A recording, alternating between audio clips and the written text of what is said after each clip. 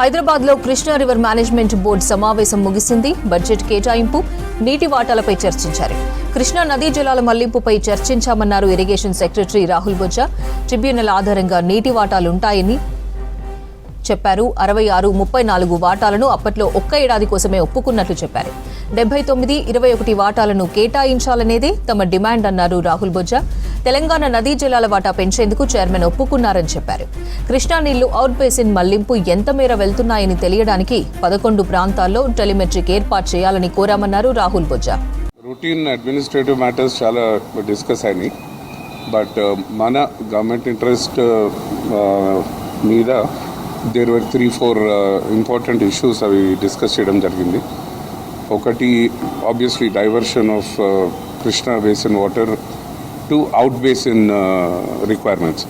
So మనము we been seeing Krishna basin వాటర్ని out basin requirements కోసము only Chennai water drinking water కోసం మనము ఫస్ట్ ఒప్పుకోవడం జరిగింది. దాని తర్వాత అంటే it was very clear that irrigation రిక్వైర్మెంట్స్కి దాన్ని వాడకూడదు అని. But anyway out basin diversion జరుగుతూ ఉండింది. దాన్ని కృష్ణా డిస్ప్యూట్ ట్రిబ్యునల్లో కూడా దాన్ని మనం మెన్షన్ చేస్తున్నాము. So first issue was diversion of Krishna basin water to out basin requirements. దాని తర్వాత లాజికలీ అడ్హాక్ అరేంజ్మెంట్ మనం 66-34 ఏదైతే ఒక 1 year కోసం ఒప్పుకున్నామో 2015లో దాన్ని అట్లాగే కంటిన్యూ చేస్తున్నారు. So we strongly protested that ఎట్లాగే ఇప్పుడు కేడబ్ల్యూడిటి 2 ఉంది కాబట్టి దాని టర్మ్స్ ఆఫ్ ప్రిఫరెన్స్లో ఈ అలొకేషన్ ఆఫ్ వాటర్స్ ఉంది. ఆ అలొకేషన్ ఆఫ్ వాటర్స్ డిసైడ్ అయ్యేంత వరకు we registered our protest that 66-34 అవ్వకూడదు అని. సో ఇట్ షుడ్ బి 71-29 అని మనము ట్రిబ్యునల్లో కంటెస్ట్ చేస్తున్నాము. అండ్ జలశక్తి మినిస్ట్రీకి కూడా రాసాము మనము 71-29 is our right because of మన క్యాచ్మెంట్ ఏరియా, మన బేసిన్ రిక్వైర్మెంట్స్. బట్ అది అయ్యేంత వరకు అట్లీస్ట్ 50-50 అన్న చేయండి అని మనం ఆల్రెడీ రాసున్నాము. So we did not agree for 66-34. We registered our protest. So ad hoc allotment మీద కూడా we registered our protest. మరి chairman I don't know decision ఏం తీసుకుంటారో, but that protest has been registered. 2, out basin diversions ఎంత అవుతున్నాయి అన్నది తెలియడానికి మనకి టెలిమెట్రీ కావాలి. సో ప్రతి అవుట్లెట్ దగ్గర ఒక టెలిమెట్రిక్ డివైస్ పెడితే ఎంత వాటర్ పోతుంది, అసలు డైవర్షన్ ఎంత అవుతుంది అనేది కూడా మనకి ఇప్పటివరకు తెలియదు. We are all looking at design studies, design capacities. So telemetry కూడా పెట్టాలి అని మన ఈఎన్సీ గారు ఒక 11 లొకేషన్స్ హీ హాజ్ ఐడెంటిఫైడ్. ఆ 11 లొకేషన్స్లో కూడా ఈ టెలిమెట్రీ పెట్టాలి అని, టెలిమెట్రీకి కావాల్సిన ఖర్చు తెలంగాణ గవర్నమెంట్ విల్ బేర్ అని కూడా చెప్పడం జరిగింది. We got it registered. Then other contentious issue was that Banakacherla. So అసలు బనకచర్ల ఏంటి, బనకచర్ల ఎక్కడేం చేస్తున్నారు, we wanted details because DPR లేదు బనకచర్లకి. It's only some letter return by government of Andhra Pradesh. So సిడబ్ల్యూసీని ప్లస్ కేఆర్ఎంబీని జిఆర్ఎంబీని అందరినీ బనకచర్ల ప్రాజెక్ట్ డీటెయిల్స్ అడిగాము. So that we can register our protest if required. అది కేడబ్ల్యూడిటి కిందకు వస్తుందా రాదా అన్నది కూడా చూస్తాము అని. సో బనకచర్ల మీద కూడా కొంచెం డిస్కషన్ జరిగింది. అంటే ఒకటి నేను అదే అంటున్నాను, మనకి కేడబ్ల్యూడిటి అవార్డ్ 1 ఏదైతే ఉందో ఎన్ బ్లాక్ అది. So even government of Andhra Pradesh agrees that అప్పుడు ఎన్ బ్లాక్ అరేంజ్మెంట్ ప్రాజెక్ట్ వైజ్ కాదు, మీకు ఇంత వాటర్ ఇస్తున్నాం, ఈ ప్రాజెక్ట్ ఇంత అట్లా ఏమి ఇవ్వట్లేదు. దట్ డజంట్ మీన్ 1976 నుంచి మనం ప్రాజెక్టులు కట్టుకోమని కాదు కదా, ఈ ఎన్ బ్లాక్ అలాట్మెంట్ ఇంత. సో కేడబ్ల్యూడిటి 2లో ద మ్యాండేట్ ఇస్ నా en bloc allocation should be more. దాని తర్వాత నేను ఏ ప్రాజెక్ట్ ఇచ్చుకుంటా అన్నది I mean that is the prerogative of the state government. So ప్రతి ప్రాజెక్ట్ అప్పుడే అప్రూవ్ అవ్వదు కదా, we're getting approvals. All of them are in the process. No.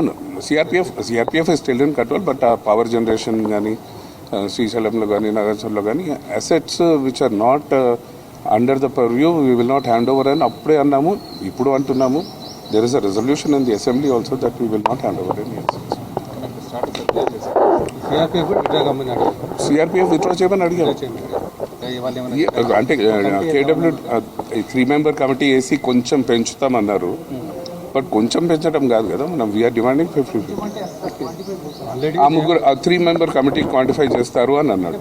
అంటే ఈసారి at least one advantage is that the chairman he's agreed to have a 3 member committee and 66-34 నుంచి కొంచెం పెంచాల్సి వస్తే పెంచుతాము అన్నట్టు అన్నారు. బోర్డ్ వాళ్ళ యూటిలైజేషన్ రైట్ నౌ 76% ఉంది. So already they are utilising much more than their allocation. So first మనం అడిగింది restore 66-34 and then increase it అని, for which the chairman agreed, ఒప్పుకున్నాడు ఆయన.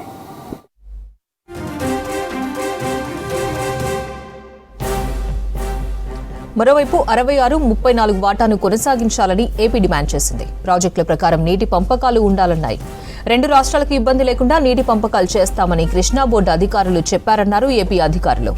దీంట్లో కొన్ని అడ్మినిస్ట్రేటివ్ మ్యాటర్స్, అంటే ఈ నెక్స్ట్ ఇయర్ బడ్జెట్కి కావాల్సిన అమౌంట్స్, తర్వాత ఈ సంవత్సరం జరిగిన ఎక్స్పెండిచర్, ఇట్లాంటి అడ్మినిస్ట్రేటివ్ మ్యాటర్స్ కొన్ని డిస్కషన్ జరిగింది. మెయిన్గా టెక్నికల్ ఇష్యూస్లో ఉన్న వాటర్ని ఈ సంవత్సరము మనం ఏ విధంగా వాడుకోవాలి, రేషియో ఏ విధంగా ఫాలో కావాలి అనే దాని గురించి డిస్కషన్ జరిగింది. సో దాంట్లో తెలంగాణ గవర్నమెంట్ సైడ్ నుంచి 50-50 రేషియోలో డిస్ట్రిబ్యూషన్ చేయాలని చెప్పి వాళ్ళు అడగడం జరిగింది. సో ఆంధ్రప్రదేశ్ సైడ్ నుంచి ఈ 66-34 రేషియోలో ఇదివరకు నుంచి ఫాలో అవుతున్నాం కాబట్టి సేమ్ రేషియో ఫాలో అవ్వాలని మేము చెప్పడం జరిగింది. సో ట్రిబ్యునల్లో ప్రొసీడింగ్స్ జరుగుతున్నంత వరకు ఇదే విధంగా కంటిన్యూ చేయాలనేది మా సైడ్ నుంచి మేము కోరడం జరిగింది. ఈ ట్రిబ్యునల్ జడ్జిమెంట్ ట్రిబ్యునల్లో ప్రొసీడింగ్స్ ఏమైతే ఉన్నాయో అది డిసైడ్ చేయడానికి కొంత టైం పడుతుంది. కాబట్టి ఈ టైం లోపల మనము ఈ 66-33 కాకుండా 50-50 చొప్పునే ఫాలో అవ్వాలి అని చెప్పి గవర్నమెంట్ తెలంగాణ సైడ్ నుంచి వాళ్ళు అడిగారు. సో దానికి ఇది కేటబిలిటీ 1 ప్రకారము ఏ ప్రాజెక్ట్స్కి అయితే ప్రొటెక్షన్ ఉందో ఆ ప్రాజెక్ట్స్ అన్నిటికీ ఉన్న రిక్వైర్మెంట్ని దృష్టిలో పెట్టుకొని రేషియో డిసైడ్ చేయడం జరిగింది. కాబట్టి ఇప్పుడు ఆ రేషియో ఏ మార్పు చేసినా కానీ ఆ ప్రాజెక్ట్స్కి నీళ్ళు ఇవ్వడానికి ఆస్కారం ఉండదు. కాబట్టి అది మనము ఈ రేషియో ప్రకారం చేయాలని మేము అడిగాము. సో కేఆర్ఎంబీ వాళ్ళు దానిపైన దృష్టిలో పెట్టుకొని సో బ్రాడ్గా రేషియోని ఫాలో అవుతుంది. 2 స్టేట్స్కి ఇబ్బంది లేకుండా 3 member కమిటీ ద్వారా పరిష్కారం చేసుకొని ముందుకెళ్దామని డిసైడ్ చేయాలి. టెలిమెట్రీ దాంట్లో ఇదివరకు 2 phases మనము టెలిమెట్రీకి ఎగ్జామిన్ చేయడం జరిగింది. ఈ రెండింటికి కూడా కేఆర్ఎంబీ మీటింగ్లు ఇదివరకే ఒప్పుకోవడం జరిగింది. ఇప్పుడు ఫర్దర్గా కొన్ని ఎక్స్ట్రాగా కావాలని అడిగారు. అవి ఎగ్జామిన్ చేసి దాన్ని బట్టి మేము డెసిషన్ చెప్తా ఉన్నాము. సో అది వాళ్ళు ఇచ్చిన లొకేషన్స్ని మేము ఒకసారి ఎగ్జామిన్ చేసుకొని సో దాన్ని బట్టి మా రెస్పాన్సిబిలిటీ.